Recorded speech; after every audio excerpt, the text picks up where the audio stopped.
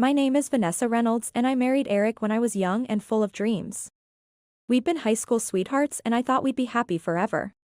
My father, Franklin Morgan, a successful businessman who founded the luxury furniture brand Morgan Craft, gave us a Hampton-style house in an upscale neighborhood as a wedding gift. 3 years after the wedding, our son Tyler was born. As the years passed, I threw myself into being the perfect housewife and mother.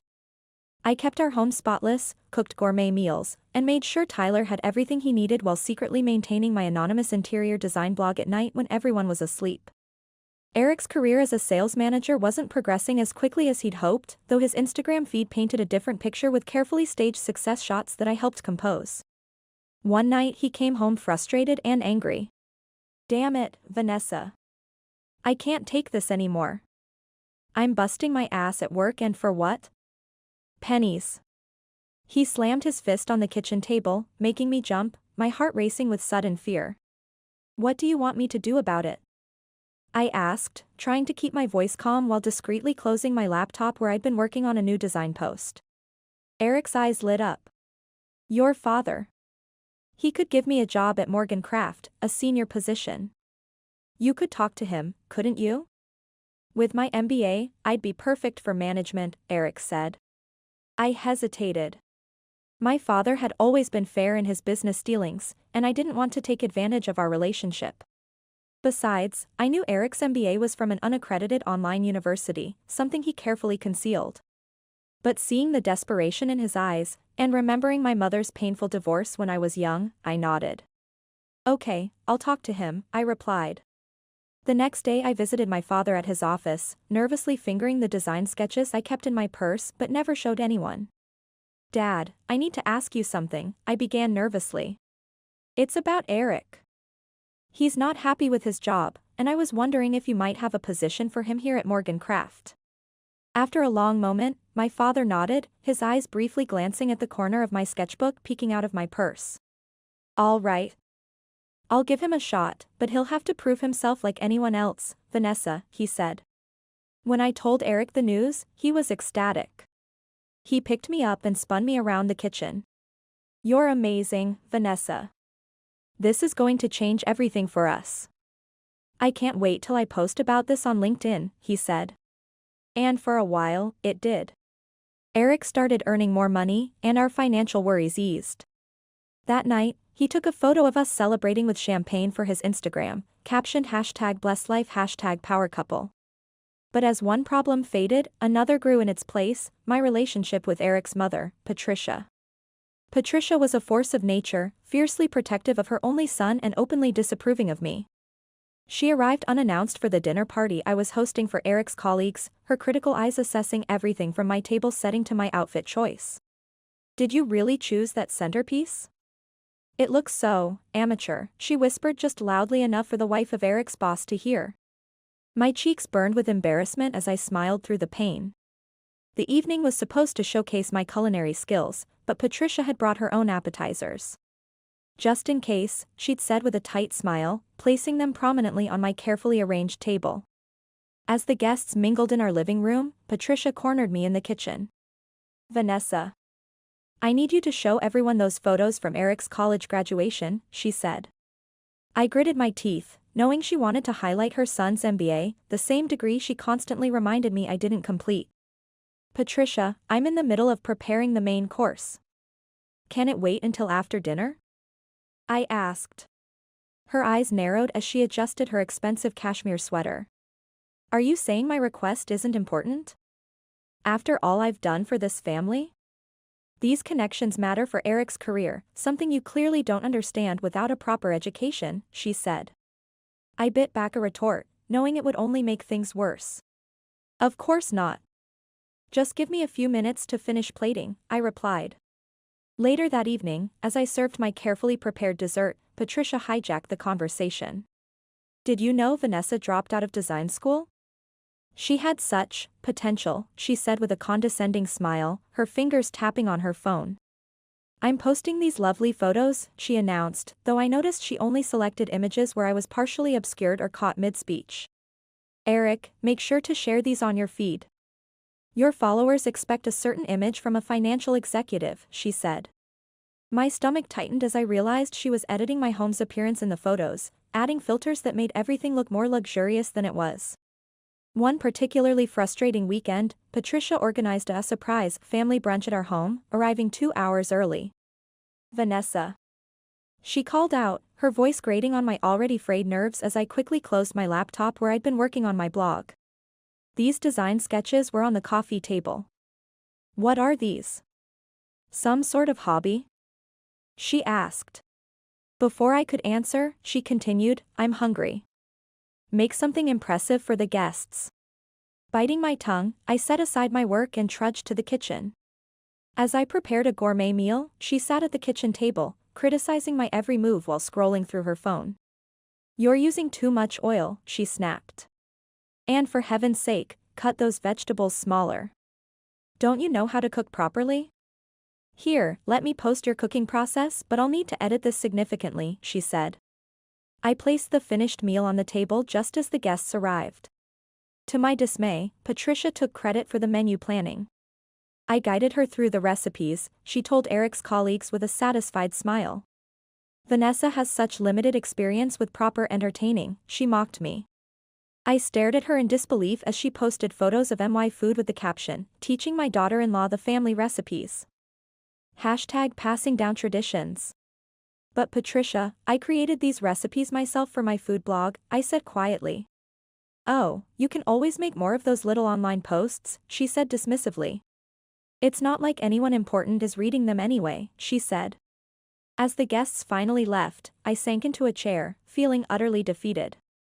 I glanced at my phone, seeing Patricia had tagged me in 12 photos, all carefully angled to make me look like a minion rather than an accomplished cook in her own right. When Eric came home from his impromptu golf game, conveniently scheduled during the cleanup, he found me deleting Patricia's tags from my social media.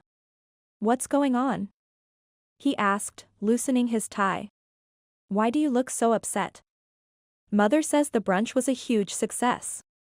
I explained what had happened, hoping for some understanding or support.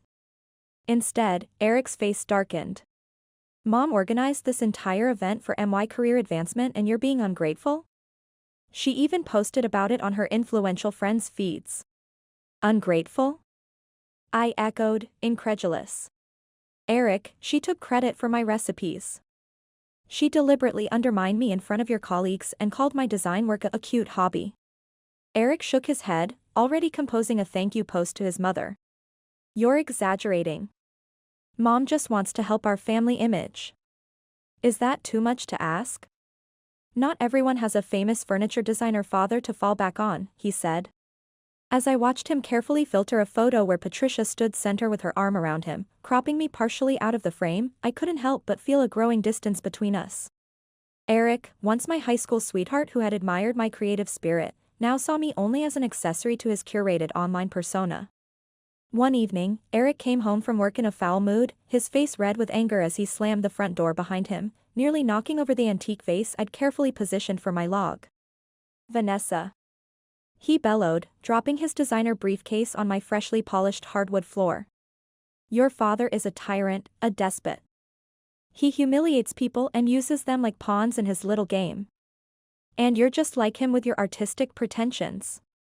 She shouted.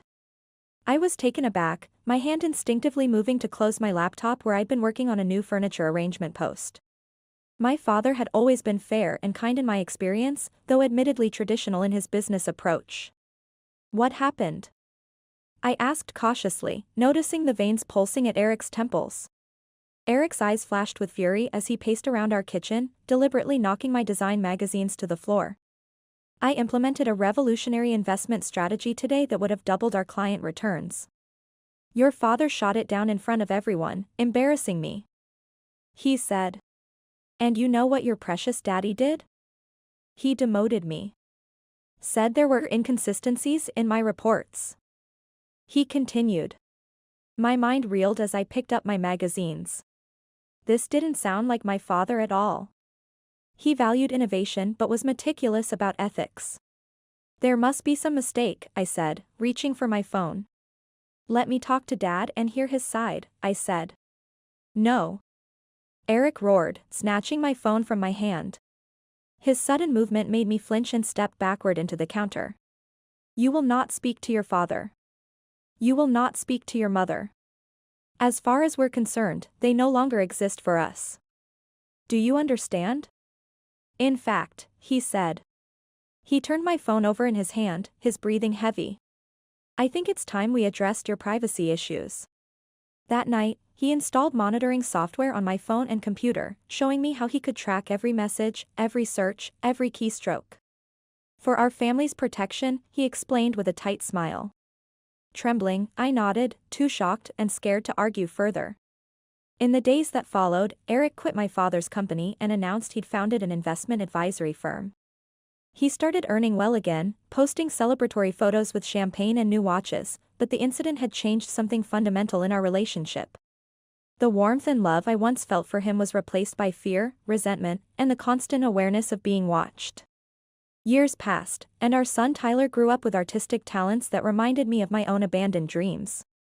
He often asked about his grandparents, especially when he discovered we owned the prestigious Morgan Craft furniture line he admired, but Eric would shut down any conversation about them. You have one grandmother, he would say firmly, scrolling through his social feeds while Patricia nodded in approval. My mother. That's all you need to know. Now focus on your business studies, art won't pay the bills. As Tyler prepared to leave for college, torn between the engineering program Eric demanded and the design school he secretly desired, I felt a mix of pride and sadness. My baby was growing up, but I couldn't shake the feeling that I was losing the only ally I had in this house, the only one who'd seen my hidden sketchbooks and whispered, "Mom, these are amazing." Over the next few years, my life fell into a monotonous routine of social appearances and carefully orchestrated family photos. I catered to Eric's every whim, maintained his professional image online, and endured Patricia's constant criticism of my decorating, cooking, and parenting. Without Tyler as a buffer, their control over me grew even more oppressive, extending to approved clothing choices and pre-approved conversation topics for dinner parties. One afternoon, as I was updating my design portfolio while Patricia scrolled through my personal emails on her tablet, my phone chimed with a notification. I reached for it, but Patricia snatched it away with surprising speed for a woman in her 60s. I'll check it, she snapped, her reading glasses perched on her nose. You focus on finishing those table centerpieces for Eric's business dinner. This arrangement looks amateur, she said. I gritted my teeth and returned to my task, carefully arranging the flowers while seething inside. I couldn't help overhearing Patricia's voice change as she read my notification. Yes, this is Vanessa Reynolds' phone. Who? Her father. Franklin Morgan? Patricia's voice dripped with disdain. I'm sorry, but Vanessa isn't available to speak with you. Please don't contact her again. This family doesn't need your interference, she continued. My head snapped up, my heart suddenly racing. Wait.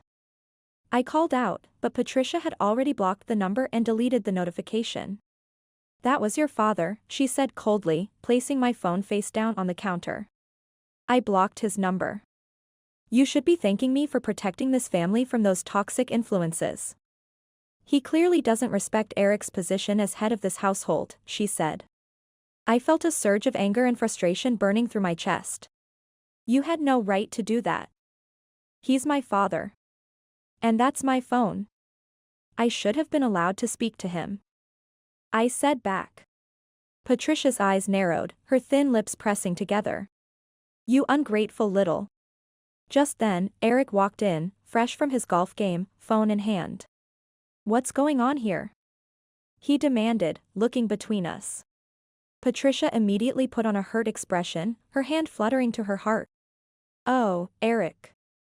Your wife is being so disrespectful to me, after all I do for this family. I was simply protecting your privacy by screening her calls, she said. Eric turned to me, his face dark with anger. Is this true, Vanessa? Are you disrespecting my mother? After she's helped plan of our social media strategy for months? He said. I opened my mouth to explain, but the words wouldn't come. I realized with a sinking heart that it didn't matter what I said. Eric would always take Patricia's side, and now they controlled all my communications. That evening, Eric installed a family location app that tracked my movements and set up notifications for when I used my phone. For safety, he insisted with a tight smile. A year passed since that intercepted message from my father. Life continued its suffocating routine, with Eric and Patricia's surveillance over me growing tighter by the day. My design blog sat abandoned after Eric discovered it and mocked my childish hobby. Then, on a crisp autumn morning, everything changed. My phone beeped with a hospital notification while I was preparing breakfast. Eric was in the shower, and Patricia hadn't arrived for her daily inspection of my meal preparation. For once, I was able to check my messages without interference. Hospital alert, Eleanor Morgan, patient number 347829, the message read, along with a private link. My fingers trembling, I clicked it. Vanessa? Is that you? Appeared in a secure chat window. It was my father's words. Your mother's cancer has progressed rapidly. The doctors don't think she has much time left. She needs you. We both do. She has something important to give you, it said. Just then, I heard the bathroom door open. Eric would be down any minute. I'll try, Dad. I promise I'll try, I typed quickly before deleting the conversation thread. When Eric entered the kitchen, I was fighting to compose myself, my hands shaky as I poured his coffee. Who were you messaging? He asked suspiciously, reaching for my phone. I took a deep breath, summoning courage I didn't know I still had. It was the hospital. My mother is very ill. Eric, she has terminal cancer. I need to go see her, I said. Eric's face hardened as he scanned through my deleted messages. Absolutely not. We've been through this, Vanessa. Your parents don't exist for us anymore. Besides, I've planned our anniversary photo shoot for tomorrow, he said as if it was a matter of course. I felt something snap inside me, like a dam breaking after years of pressure. For the first time in years, I stood up to him. I'm going, Eric. With or without your permission. She's my mother, and I won't let her die without saying goodbye. Some things are more important than social media appearances, I said strongly. Eric's jaw clenched, his knuckles whitening around my phone. Fine. One day. That's all you get. And then you come back home where you belong. But your phone stays here. I nodded, not trusting myself to speak. One day was better than nothing. With shaking hands, I called my son Tyler from the landline and told him what was happening. To my surprise and relief, he immediately offered to accompany me, defying his father's standing orders about contact with my family. The next morning, Tyler and I set off for my childhood home. When we arrived, my father met us at the door, a leather portfolio tucked under his arm. He looked older than I remembered, grief etching deep lines in his face. Without a word, he pulled me into a tight embrace, slipping a USB drive into my pocket as he did so. He led us to my mother's room where she lay in bed, pale and frail, but her eyes lit up when she saw me. Vanessa, she whispered, reaching out a trembling hand adorned with the design ring I'd always admired. My beautiful, talented girl, she said. I rushed to her side, clasping her hand in mine, noticing her old sketchbook on the bedside table. Mom, I'm here. I'm so sorry. Can you ever forgive me for staying away so long? I asked. She smiled weakly, her artistic hands now thin and veined. There's nothing to forgive, sweetheart. I'm just glad you're here now. I've been following your little blog, you know. Before it disappeared, she said. We spent the day by her bedside, sharing memories and making up for lost time.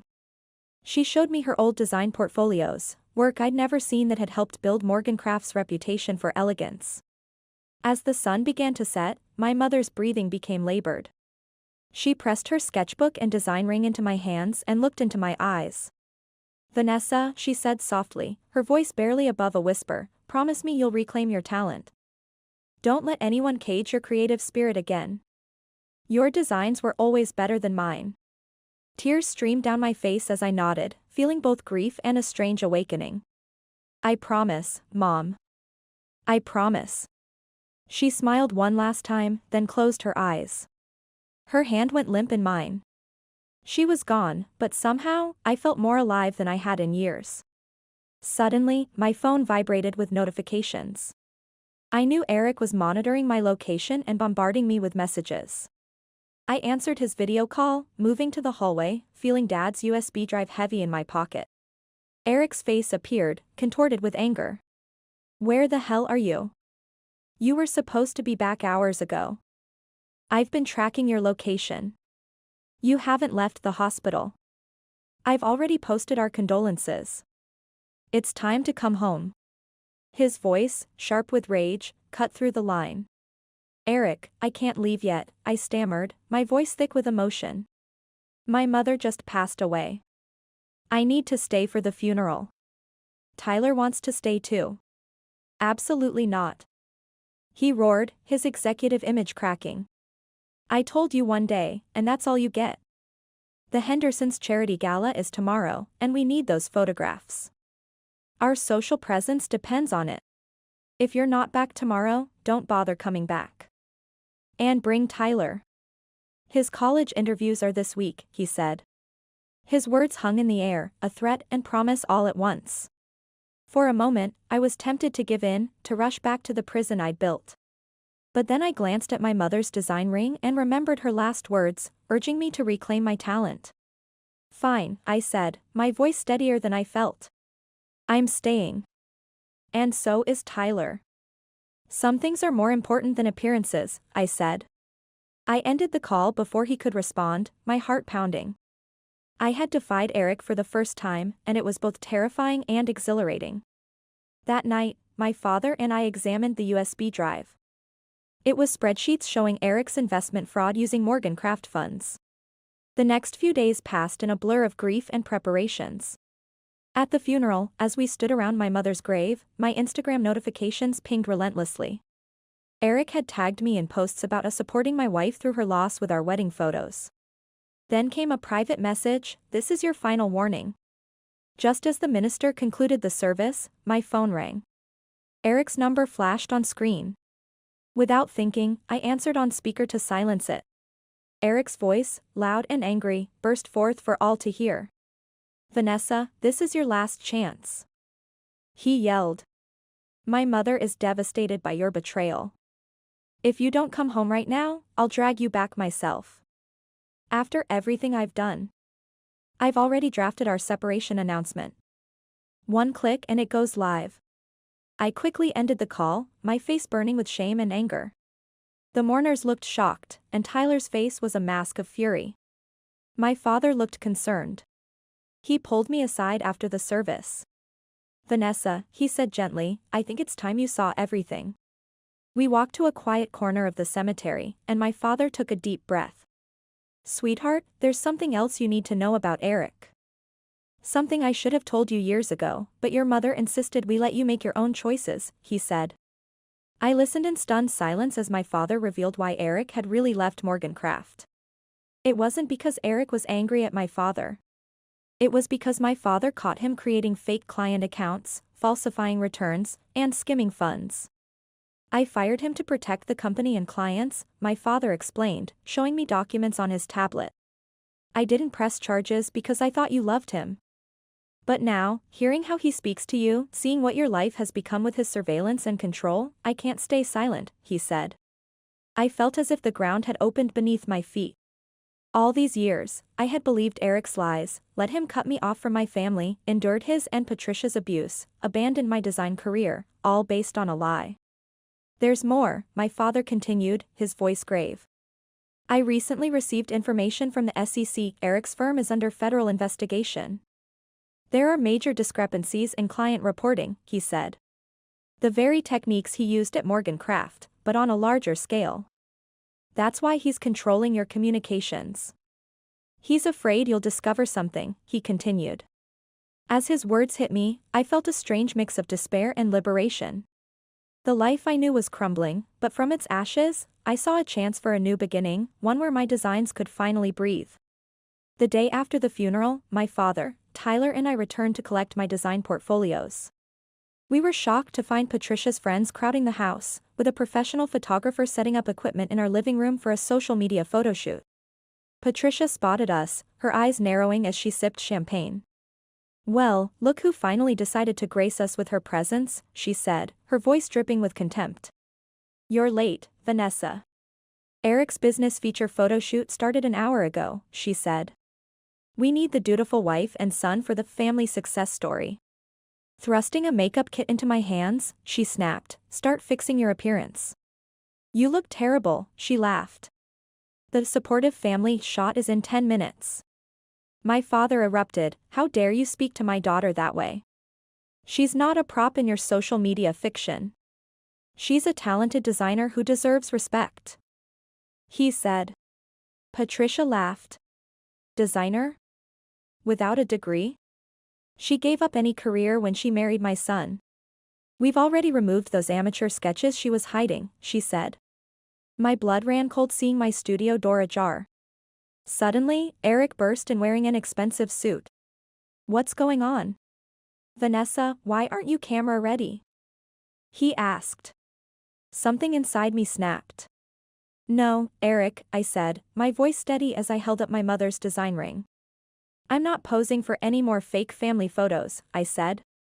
I know why you left Morgan Craft, and I have evidence of your investment fraud. I want a divorce, I said strongly. Eric snarled, take your divorce, but don't think you'll get a penny. I made this family. He shouted. I laughed, feeling truly free. This house is mine. The deed is in my name. You need to leave. And the SEC will be very interested in these financial records, I said. Eric and Patricia flinched at my words. Then they strayed to pack up their minimum belongings and left house. As they stormed out, I collapsed on the couch, exhausted yet exhilarated. Tyler spoke up, Mom, why didn't you tell me things were so bad? I thought I was protecting you, I said, meeting eyes that reflected my creative spirit. But I was teaching you the wrong lessons. No relationship should require burying who you truly are, I said. In the weeks that followed, my life transformed dramatically. The divorce proceedings began as I revived my dormant design career, creating an online portfolio under my maiden name that made my heart race with newfound freedom. My father stood firmly beside me, his unwavering support filling me with strength I'd forgotten I possessed. One afternoon in his study, surrounded by Mom's old sketchbooks, Dad surprised me. Vanessa, he said, his voice gentle but serious, I've been thinking about Morgan Craft's future. Our designs have stagnated since your mother stepped back. How would you feel about heading a new design division? My pulse quickened. Me? But Dad, I don't have a design degree, I said. He chuckled, pointing to my sketches with pride in his eyes. Neither did I when I started. You have your mother's talent. It's time you spread those creative wings, he encouraged me. Over the next months, I immersed myself in the business while developing my first collection, discovering a passion for sustainable design that lit a fire within me. Meanwhile, Eric fought the divorce viciously, launching legal battles and social media attacks that made my stomach churn with anxiety. Justice finally prevailed. I kept the house and received compensation for years of abuse, while Eric faced federal fraud charges that shattered his carefully crafted online persona.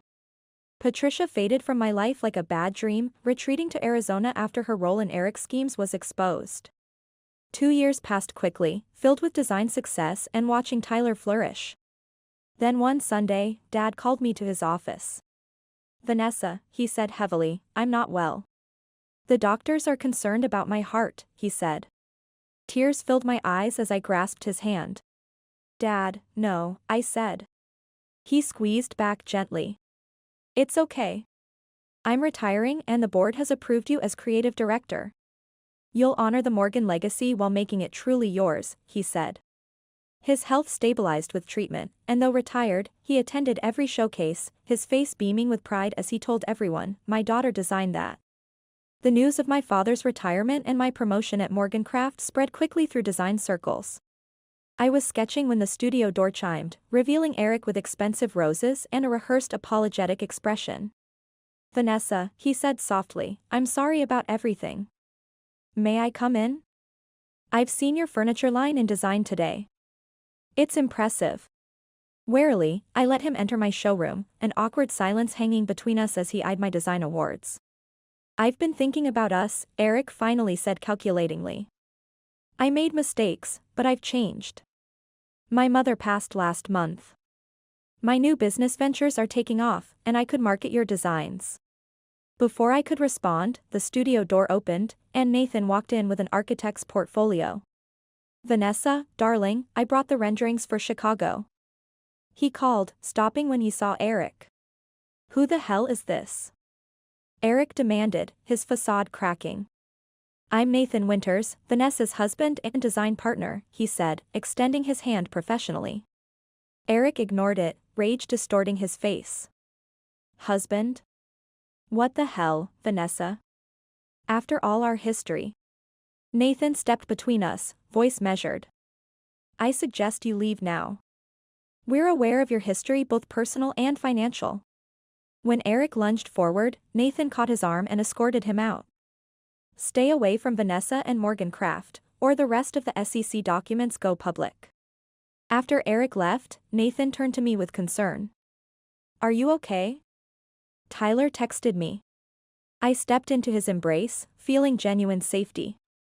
"I'm fine. I'm glad you're here." I smiled, touching our matching designer wedding bands. "And I'm glad you waited for me.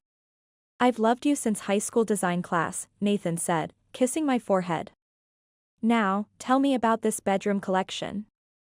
"The curves are magnificent." Standing in Nathan's arms amid my design samples, I marveled at how life had come full circle.